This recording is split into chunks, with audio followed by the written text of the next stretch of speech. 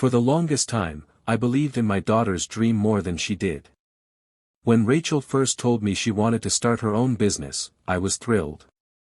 She'd always been ambitious, ever since she was 10 and set up a lemonade stand that outearned the local corner store in a single summer. I knew she had it in her. What she didn't have, though, was experience, and that's where I came in. I left my job, early retirement, I told myself. She needed help, and I wanted to see her shine. So I rolled up my sleeves, offered my time, knowledge, and savings, and got to work. I wasn't just her mother anymore. I became her unpaid assistant, operations coordinator, HR head, delivery driver, whatever the day called for. Her startup, an eco-friendly wellness brand, was just a glimmer when we started. 2 desks in a rented garage space, 1 creaky laptop, and more ambition than money. I handled the unglamorous bits, late-night accounting, assembling packaging by hand, cold emailing potential suppliers, even hauling crates to and from trade shows. Rachel, to her credit, poured everything she had into the branding and networking, and slowly but surely, the company began to bloom. By year 2, things picked up. Sales tripled. Investors started circling. Rachel's social media presence blew up after a TikTok about her humble beginnings went viral. She started attending galas, panels, interviews, always talking about how she built everything from scratch. She rarely mentioned me. I didn't mind. Not at first. Maybe it was vanity.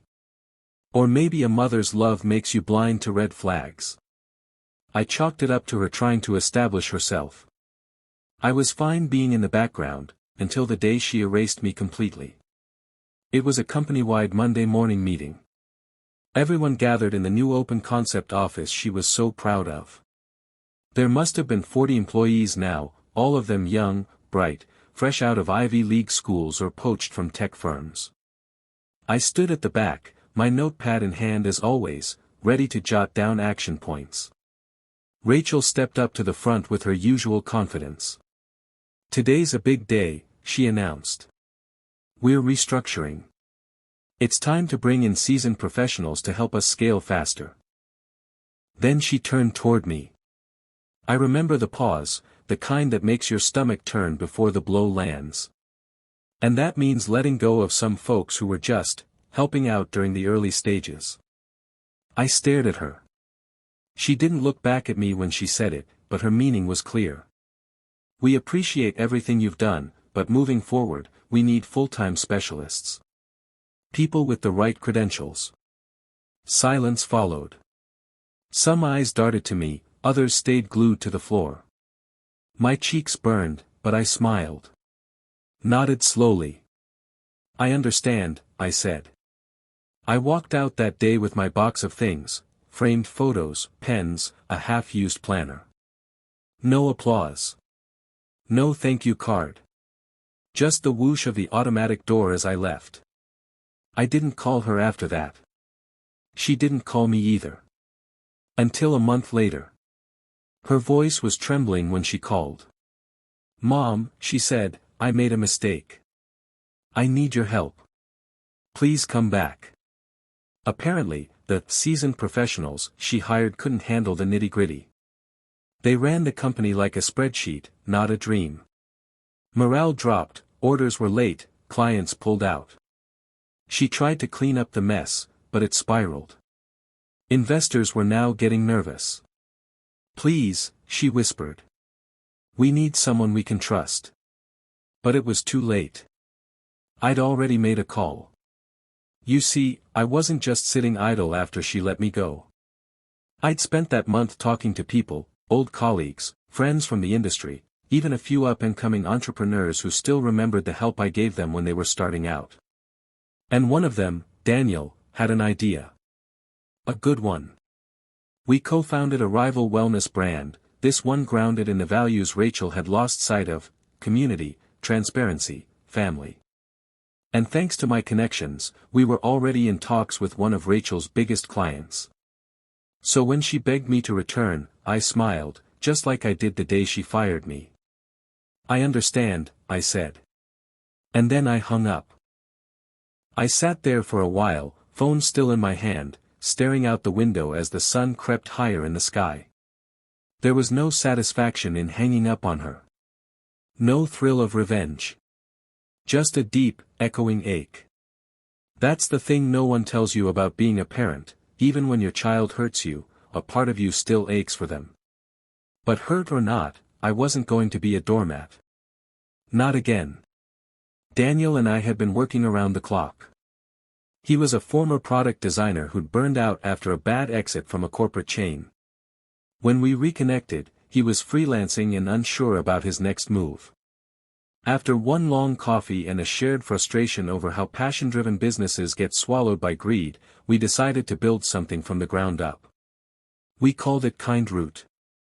A wellness company rooted in family values, built for people, not shareholders. The name was his idea, but the foundation was mine. We started small, again. This time, I knew how to do it better. I wasn't just a helper now. I was a co-founder. An equal. And I'd learned a thing or two from watching Rachel's rise, and her fall. We didn't chase viral trends. We didn't pay influencers to do soft smile product hauls. We visited local farms, sourced sustainably, and featured real people in our marketing, actual mothers, nurses, teachers. People who were exhausted and needed something to make them feel grounded again. The first major turning point came 6 weeks in. One of Rachel's largest retail contracts, the Grove Collective, reached out. The regional buyer had seen our small pop-up at the farmer's market and was intrigued. When we sat down for the meeting, I could tell she recognized me. "Weren't you with Bloom and Bear?" she asked, referring to Rachel's brand. "I was," I said simply. "Now I'm with Kind Root." She didn't ask why I left. But a week later, we had a contract. Word spread faster than I expected.